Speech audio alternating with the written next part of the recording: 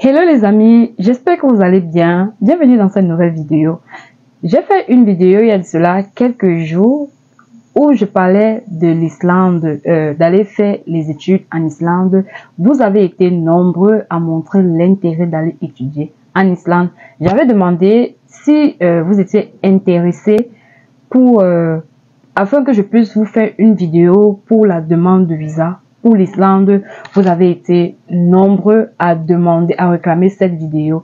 Mais avant de vous présenter la vidéo pour la demande de visa pour l'Islande, les documents à fournir pour la demande de visa, j'ai d'abord voulu vous donner les conditions d'admission parce que la dernière fois, la vidéo que j'avais fait, je n'avais pas donné les conditions d'admission.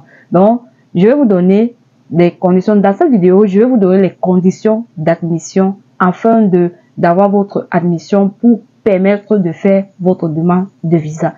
Sachez que si vous voulez aller étudier en Islande, il vous faut d'abord une demande, il vous faut d'abord une admission. Vous devez d'abord être accepté avant d'aller faire votre demande de visa. Donc, vous ne pouvez pas faire une demande de visa sans être accepté. Donc, ceci dit, j'ai d'abord voulu vous donner les conditions d'admission avant de vous donner la vidéo sur la procédure de demande de visa. Si ça t'intéresse d'aller étudier gratuitement en Islande, je te donne les conditions d'admission afin qu'une l'école peut t'accepter pour aller étudier en Islande. Donc, si c'est quelque chose qui t'intéresse, reste jusqu'à la fin de cette vidéo.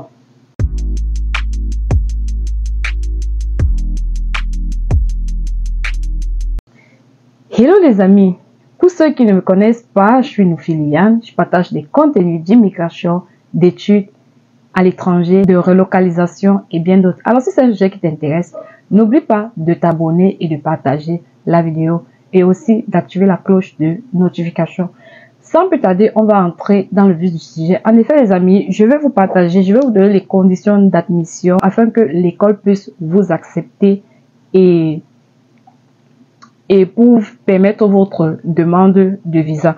Donc, la première des choses qu'on va d'abord voir, je vais lire avec vous et n'oubliez pas que je vais mettre le lien en description afin que vous-même vous puissiez aller lire et comprendre parce que les recommandations, ça varie d'un pays à un autre. Donc, dans cette vidéo, l'exemple que j'ai pris, c'est pour le cas du Cameroun. Donc, je vais mettre le lien en description. Vous allez aller là-bas, juste saisir le nom de votre pays et vous allez voir les recommandations pour votre pays.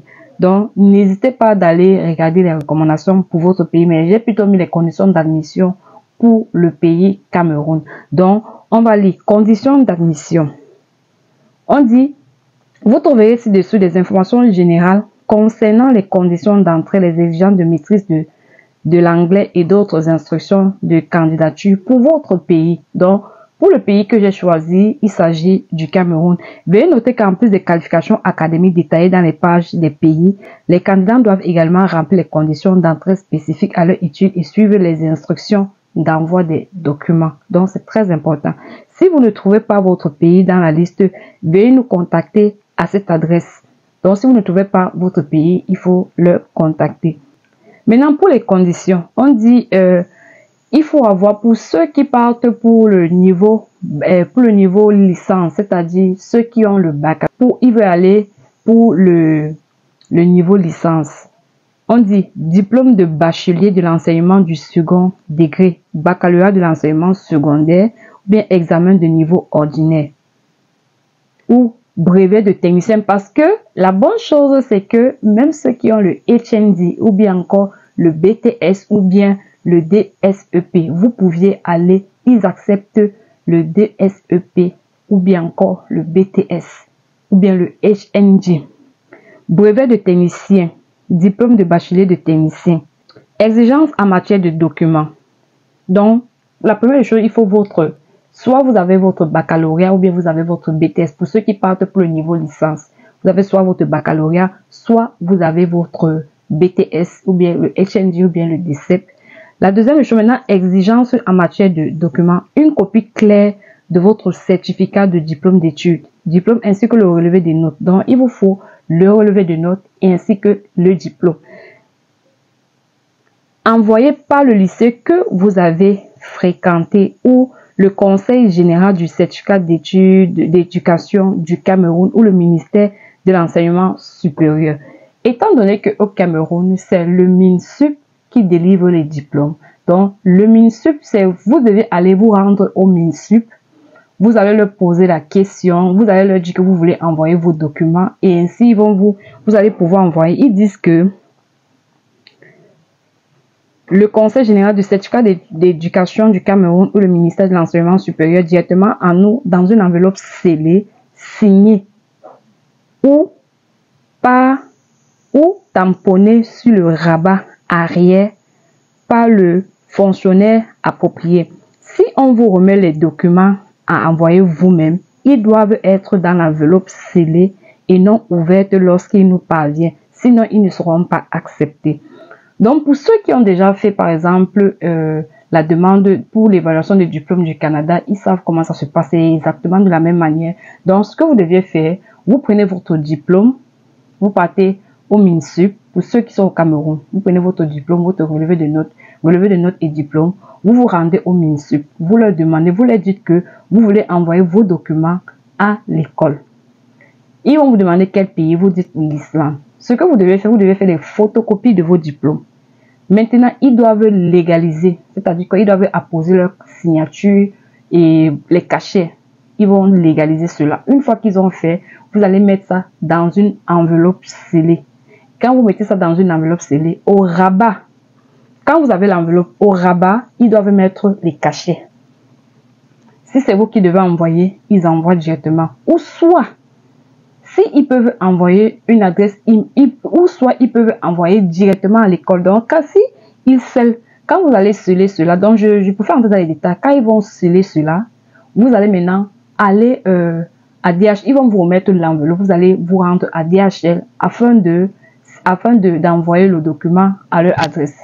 À défaut, qu'est-ce qu'il faut faire? Soit l'école peut décider, ou bien le MINSUP peut décider d'envoyer directement parce que l'adresse email a été donnée. Vous leur dites que s'il vous plaît, envoyez mes documents, mes diplômes et autres à cette adresse email parce que à l'adresse email de l'école, parce qu'il y a des exigences. Ils disent que si on vous remet les documents à envoyer vous-même, ils doivent être dans l'enveloppe scellée et non ouverte lorsqu'ils nous parviennent, sinon ils ne seront pas acceptés. Donc, quand ils vont vous donner ça, vous allez envoyer par DHL. Maintenant, ils disent que pour demander également à votre établissement ou à l'autorité compétente d'envoyer une confirmation de votre diplôme A. Donc, soit ils vont aussi envoyer ça directement par mail à cette adresse email qui est là. Donc, tous les liens là, je vais mettre en description. Veuillez noter que cet email doit provenir d'une adresse email officielle vérifiable sur le site web de l'établissement et d'un membre du personnel habilité à émettre des relevés de notes au nom de l'établissement. Et l'objet de l'email doit être vérification, donc vérification 2 points. On met le nom de l'étudiant. Ça, c'est l'objet. Veuillez noter que les emails provenant de Gmail, Yahoo ou d'adresses similaires ne sont pas acceptés. Donc, si vous faites la fraude, sachez que vous n'allez pas obtenir une admission dans cette université. Autre chose maintenant, il faut aussi fournir la traduction. Vous devez à ça, ils disent que si votre école délivre vos relevés de notes en anglais, ceux-ci peuvent être acceptés. Dans le cas contraire, vous devez soumettre une traduction officielle en anglais ainsi que les documents dans la langue originale. Donc, les amis, vous deviez à ça mettre aussi, avant d'aller dans l'enveloppe, mettez même les traductions. Donc, quand ils vont faire, vous envoyez aussi les traductions. En fait, ceci, c'est pour vérifier si votre document est original. Parce qu'il y a tellement de fraude, donc ils veulent éviter la fraude ou bien les faux documents. Autre chose que vous deviez aussi fournir, vous deviez fournir un test d'anglais. Quand je dis le test d'anglais, c'est pour ceux, si vous avez choisi d'aller faire étudier pour commencer d'un programme linguistique, c'est-à-dire l'anglais pour poursuivre vos études académiques, il va falloir, moi je vous conseille, il va falloir fournir un test d'anglais. Quand je dis test d'anglais, je ne vous demande pas d'aller vous inscrire dans un centre linguistique pour apprendre l'anglais parce que d'autres vont se plaindre. Oh, comment encore? Je vais encore aller dépenser l'argent pour aller m'inscrire dans un... Non, je ne suis pas demandé d'aller dépenser de l'argent pour vous inscrire dans un centre linguistique. Je dis ceci.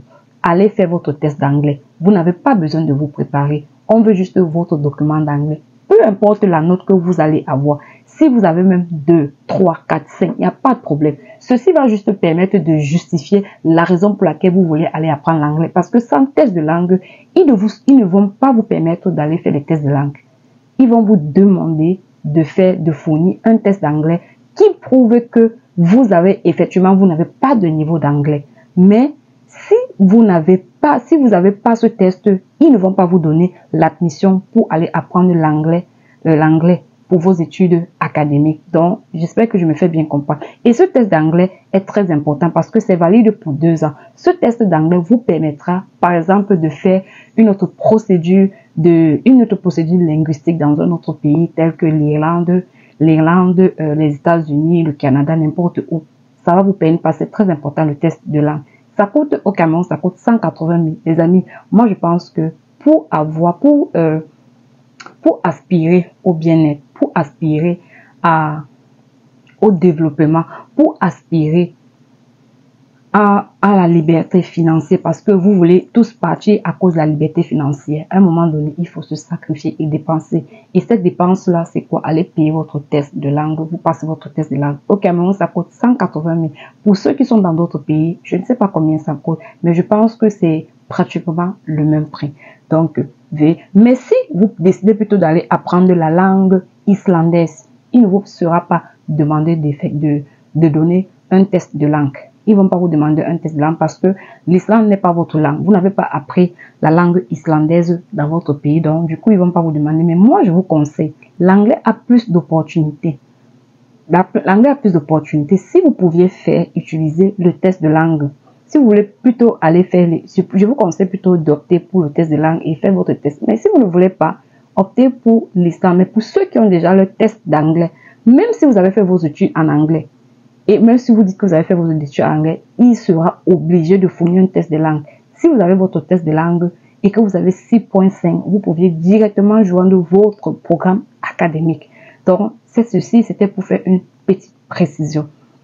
Une fois que vous serez là, donc, je vais récapituler. Ce que vous devez faire, vous devez vous-même envoyer vos documents. Envoyez vos documents d'abord par mail. C'est-à-dire quoi? Vos tests de langue, votre diplôme, votre diplôme, relevé de notes, si vous avez le test de langue, vous fournissez les traductions, vous fournissez tout. Ensuite, deuxième chose, allez au MINSUP, demandez-les de certifier, vous faites la photocopie, ils vont mettre les cachets et autres, ils vont certifier, vous prenez, vous mettez dans une enveloppe, vous envoyez par DHL. Ça, c'est la deuxième chose. Et après, une fois que cela est fait, vous envoyez par DHL. Une fois que cela est fait, vous leur demandez soit autre chose. Si vous ne voulez pas envoyer par DHL, obtenez par le mail. Allez voir le MINSUP. Vous leur demandez que ce soit ceux qui ont le BTS ou le baccalauréat parce que c'est le MINSUP qui délivre ces diplômes. Mais pour ceux qui font le niveau licence, vous allez aller dans votre établissement. C'est l'université qui fournit vos diplômes. Donc, à l'université, vous partez à l'université, vous prenez votre licence, vous demandez aux responsables académiques de certifier, ils envoient par email. Et l'adresse email doit être une adresse email professionnelle. Pareil pour le MINSUP. Allez au MINSUP, vous donnez vos diplômes, ils vont certifier et autres, et ils vont envoyer par mail avec l'adresse email vérifiable. Et sur l'objet de l'adresse email, ils vont mettre vérification, et ils mettent le nom, votre nom, et ils envoient. J'espère que je me fais bien comprendre. Pour ceux qui sont dans d'autres pays, le lien, je vais mettre en description. Vous allez aller là-bas, taper le nom de votre pays, saisir le nom de votre pays. Ensuite, vous allez voir les recommandations. Je pense que c'est toujours la même chose, mais c'est mieux de vérifier cela. Et après, vous faites le même chemin. Vous allez lire et vous suivez aussi les instructions. Donc, les amis, c'est tout ce que j'ai voulu faire ceci parce que c'est très important. C'est du bien, c'est très important de faire ceci, de vous clarifier ceci afin que vous puissiez faire les choses normalement. Donc les amis, Ceci dit, je vais m'arrêter là et j'espère que vous avez pris ceci. J'espère que vous avez compris ce que les explications, les détails que j'ai voulu apporter parce que j'ai trouvé cela vraiment important de clarifier si vous voulez votre admission et pouvoir étudier gratuitement. Si vous avez des questions, n'hésitez pas de les laisser en commentaire, je vais répondre. Une fois que vous aurez votre admission, il va falloir faire votre demande de permis d'études.